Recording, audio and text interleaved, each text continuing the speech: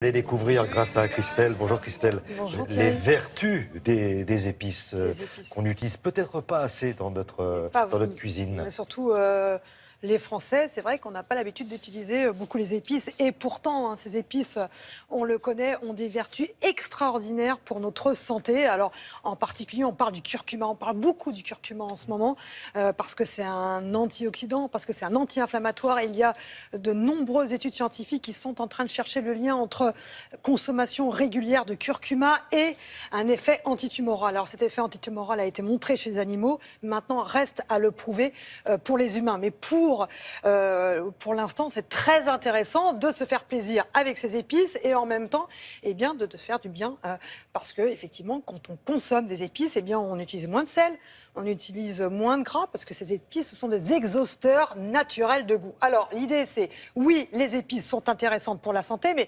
quelles épices faut-il choisir et surtout, comment les cuisiner? Alors, nous avons demandé à un nutritionniste, Frédéric Carrière, nutritionniste à la thalassothérapie de Saint-Malo, et puis à un passionné d'épices, grand chef, le chef, il s'appelle le chef des épices, Olivier Rollinger à Cancale.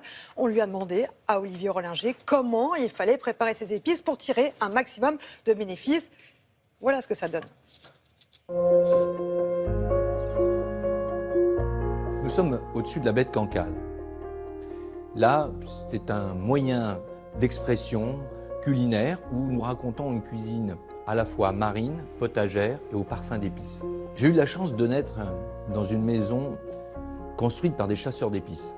Et puis, eh bien, les épices restent partie prenante de ma vie. Aujourd'hui, nous utilisons plus de 120 épices pour traduire l'expression de notre environnement culturel. Les épices, pour beaucoup, elles sont mystérieuses. Et pourtant, elles sont passionnantes parce qu'elles vous permettent de sublimer les mets. Les propriétés santé des épices sont extrêmement documentées par plusieurs centaines d'articles scientifiques. Environ 3000 ont regardé les potentialités anticancéreuses du curcuma, et notamment sa capacité à freiner le développement de cellules souches pour certains cancers.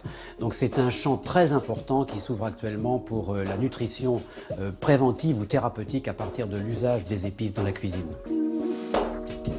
Donc clairement, les acquis scientifiques nous indiquent qu'il est vraiment intéressant d'utiliser de façon régulière les épices dans l'alimentation.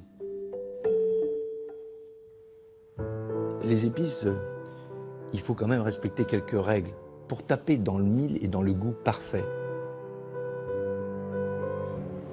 Le poivre peut s'utiliser seul, mais toutes les autres, c'est toujours un mélange. Quel que soit l'endroit de la planète où l'on fait une cuisine au parfum d'épices, c'est toujours un mélange. Du ras el hanout au colombo, au curry. La première astuce, torréfier les épices. On va prendre une petite sauteuse et complètement à sec, c'est-à-dire sans matière grasse, on va mettre ces graines, le cumin, la coriandre, le gros fenouil, et on va obtenir là un parfum qui va totalement envahir la cuisine. Lorsque le parfum est là, à ce moment-là, vous pouvez le mettre dans votre petit mortier ou dans un moulin et ensuite le passer à la passette fine pour le tamiser. Il suffira de prendre ce mélange et de le mettre dans un velouté, dans un potage, pour tout simplement emmener ce potage ou ce velouté encore un peu plus loin. Deuxième astuce, il existe des mélanges d'épices, la grande majorité, comme le curry que vous avez sûrement dans votre placard. Ces mélanges d'épices méritent d'être rôtis, c'est-à-dire qu'on va les faire revenir dans une matière grasse un petit peu comme une noix de beurre, un peu d'huile ou encore mieux un peu de beurre clarifié, un peu d'ail, un peu de carottes, un peu d'échalotes, un peu d'oignon. Pourquoi? Parce que tout d'un coup les saveurs vont totalement se développer, un petit peu comme vos légumes d'ailleurs. Les saveurs se développent à partir du moment où vous les faites revenir. Eh bien les épices, il faut les faire revenir de la même manière.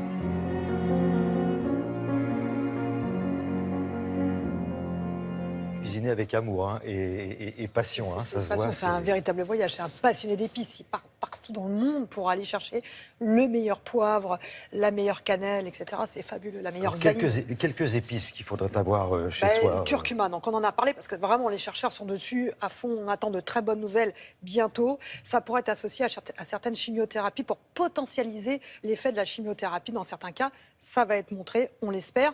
Le curcuma, très intéressant, mais il faut le prendre avec du poivre parce que le problème du curcuma, c'est extraordinaire pour la santé, mais notre organisme a du mal à l'absorber. Donc si vous mettez du poivre avec le curcuma, eh bien vous potentialisez l'absorption. Vous pouvez mettre aussi une matière grasse qui est très importante aussi quand vous consommez du curcuma. Et puis la cannelle, il faut aussi avoir de la cannelle dans ses placards. Pourquoi ?